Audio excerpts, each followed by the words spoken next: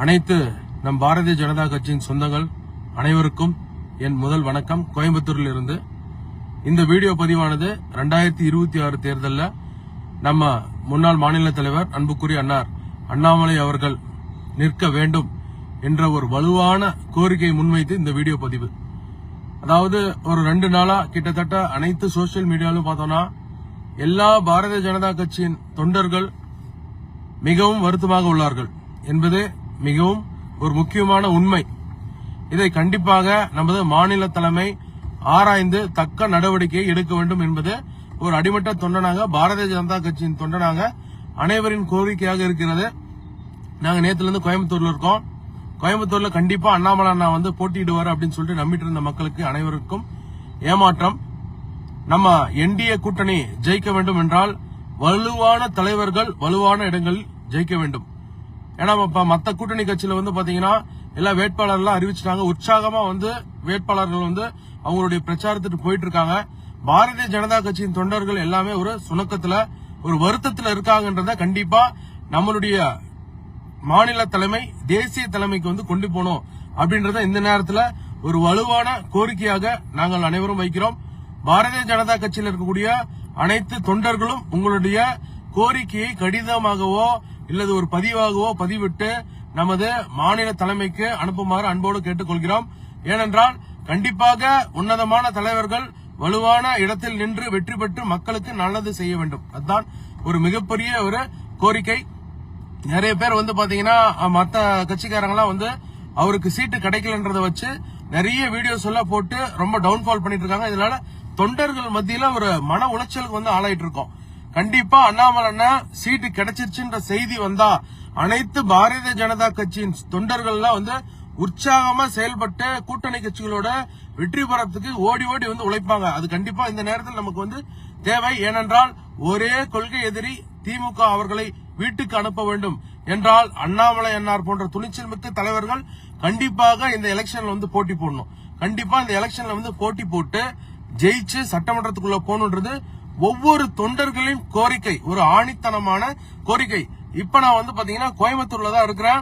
கண்டிப்பா நம்மளுடைய மாநில தலைமை அண்ணாமலை அண்ணார் முன்னாள் மாநில தலைவராக இருக்கிறப்ப எவ்வளவோ கஷ்டப்பட்டு நம்ம பாரதிய ஜனதா கட்சிக்காக உழைத்திருக்கிறார். அதனால் எல்லாருமே இருக்கக்கூடிய அடிமட்ட தொண்டர்கள் அவர் மீது பாசம் வைத்திருக்கிறார்கள். இது தனிப்பட்ட ஒரு நபரின் விருப்பமாக அல்ல. அண்ணாமலை அண்ணனை மட்டும் தூக்கி பிடிக்கணுன்றதுக்காக கிடையாது.